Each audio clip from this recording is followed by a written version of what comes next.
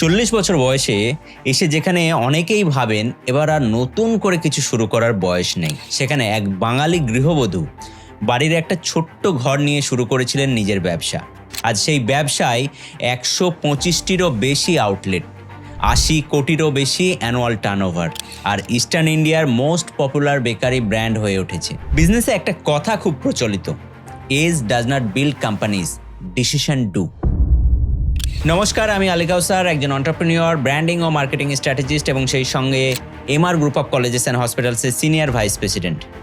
কথা বলছি দি sugar and spice নিয়ে।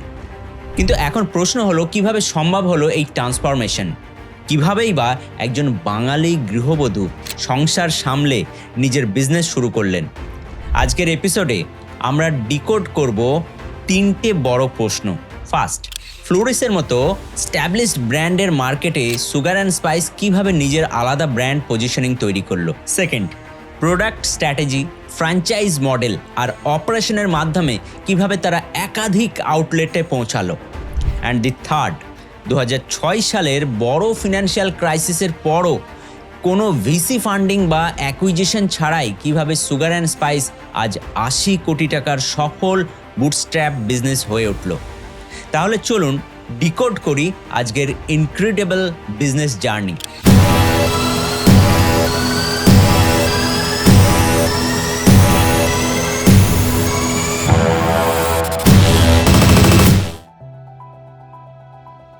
1990-এ হরিশ মুখার্জি রোডে নিজের বাড়ির মাত্র 200 স্কোয়ার ফুট একটি ছোট্ট ঘর থেকে বিজনেস শুরু করেছিলেন সুপ্রিয়া দেবী। টিম বলতে ছিলেন তিনি নিজে এবং 11 জন স্টাফ। বিজনেস বা এন্টারপ্রাইজ ম্যানেজমেন্টের পার্সপেক্টিভ থেকে দেখলে সুপ্রিয়া রায়ের বিজনেস জার্নিটা কেবল একজন নারীর জেদের গল্প নয়, বরং এটা একটা মাস্টার্স ক্লাস কেস স্টাডি। ব্যবসার শুরুর দিকে সুপ্রিয়া দেবী মার্কেটে খুব নিখুঁত একটা গ্যাপ খুঁজে পেয়েছিলেন, যাকে আমরা বিজনেসের ভাষায় বলি ক্যাটাগরি ক্রিয়েশন। তিনি এমন একটা মার্কেট ডোমেন তৈরি করলেন যা ফ্লোরিসের মতো এক্সপেন্সিভ এবং লাক্সারিয়াস নয়, আবার লোকাল পাড়ার বেকারের মতো লো কোয়ালিটিও নয়। তিনি ফাইন ডাইনিংয়ের বেকারিকে মধ্যবিত্তের ডেইলি স্ন্যাকিং কালচারে ট্রান্সফর্ম করলেন। কলকাতায় তখন কাস্টমাইজ কেকের ধারণা ছিল না বললেই চলে, আর সুপ্রিয়া দেবী সেই আনট্যাপড মার্কেটটাই দখল করে বসলেন। কলকাতার মার্কেটে তিনি নিয়ে এলেন নিজের পছন্দের ডিজাইনের কেক বানিয়ে দেওয়ার কনসেপ্ট। তার ব্র্যান্ড পজিশনিং তৈরি হলো খুব সিম্পল একটা থটে। প্রতিদিনের বিকেলে চায়ের স্ন্যাক্স থেকে শুরু করে জন্মদিনের কেক সব থাকবে সেরা কোয়ালিটিতে, কিন্তু অ্যাফোর্ডেবল প্রাইসের মধ্যে। দি সুগার অ্যান্ড স্পাইসের প্রোডাক্ট স্ট্র্যাটেজি খুব সিম্পল। শুরুতে তারা ফ্রেশ ডেলি আইটেম এবং প্যাকেজ প্রসেসড ফুডের একটি দারুণ কম্বিনেশন তৈরি করে। এরপর নিয়ে আসে অ্যাফোর্ডেবল প্রাইসের patties, chicken roll, burger, sandwich, যেগুলো প্রতিদিনের কলেজের স্টুডেন্টস, অফিস ওয়ার্কারদের মতন রেগুলার কাস্টমারদের মনে একটা ঠিক জায়গা তৈরি করে নিয়েছিল। এছাড়াও হাই মার্জিন আইটেমসে customise birthday cake, pastry, dry fruit cake, self life অ্যাঙ্কার্সের মধ্যে কুকিজ, ওয়েফার, প্যাকেট চকলেট তো ছিলই প্রোডাক্ট লিস্টে। সব মিলিয়ে পোর্টফোলিওতে প্রায় 50টিরও বেশি প্রোডাক্ট নিয়ে বিজনেস রান করছে দি সুগার অ্যান্ড স্পাইস। এমনকি কাস্টমারের ইমোশনাল কানেকশন বিল্ড করতে কেকগুলোর নাম দেয়া হয় নানান ফুলের নামে। এই যেমন ধরুন ক্যামেলিয়া, প্রাইম রোজ বা হলিহক ইত্যাদি। তবে 200 বর্গফুটের একটি আউটলেট থেকে 125টিরও বেশি আউটলেটে পৌঁছানোর মেন কি ছিল? যত তাড়াতাড়ি সম্ভব ফ্র্যাঞ্চাইজ D2B মডেলে শিফট করা।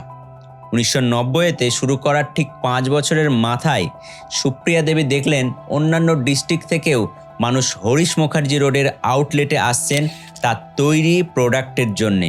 আর এই সারপ্রাইজিং কাস্টমার রেসপন্স থেকেই 1998-এ the sugar and spice private limited হলো এবং অফিসিয়ালি ফ্র্যাঞ্চাইজি অফার করা শুরু করলো।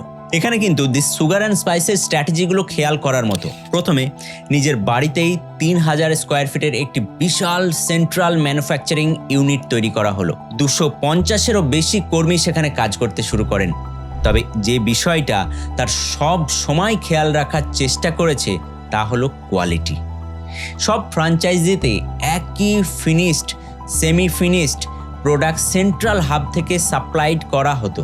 ফলে দমদম থেকে বর্ধমান হোক বা শিলিগুড়ি থেকে দুর্গাপুর, প্রোডাক্টের টেস্ট এবং কোয়ালিটিতে কোনো ফারাক হতো না।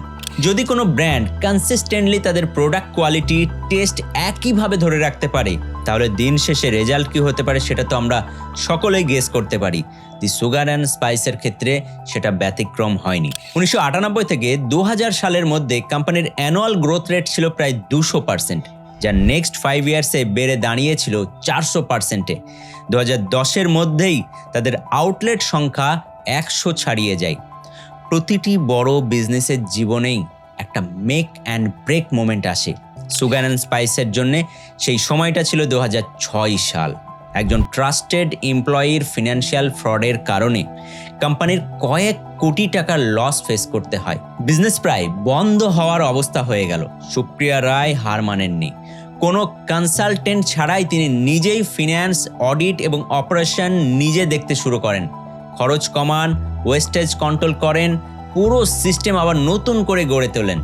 আর এই চেষ্টা কিন্তু বৃথা যায়নি। 2009-এ কোম্পানি রিকভারি হয়, ISO সার্টিফিকেশন আসে, 2010-এ জিতে নেয় MSME ন্যাশনাল অ্যাওয়ার্ড। আর একটা জিনিস খুব ইন্টারেস্টিং, কোনো রকম ভিসি ফান্ডিং, অ্যাকুইজিশনের পিছনে তারা দৌড়ায়নি। বিজনেসের প্রফিট আবার বিজনেসেই ইনভেস্ট করেছে। একের পর এক ম্যানুফ্যাকচারিং ইউনিট, নতুন আউটলেট এবং ধীরে ধীরে বিজনেসের স্কেল বাড়িয়েছে। আর এটাই তো একটা বুটস্ট্র্যাপ ক্যাশ ফ্লো পজিটিভ বিজনেসের আসল স্ট্রেংথ। 13 বছর বয়সে বিয়ে, কোলে সন্তান নিয়ে মাধ্যমিকের পরীক্ষা, তারপর 200 স্কোয়ার ফিটের দোকান থেকে 80 কোটি টাকার বেকারি ব্র্যান্ড। ভাবা যায়, স্বীকার তো করতেই হয় যে বাঙালির নারী চাইলে কি না করতে পারে, তাই না? তো যাই হোক, এই ছিল আমাদের আজকের বিজনেস জার্নি। দেখা হবে অন্য একটি amazing master class case study নিয়ে।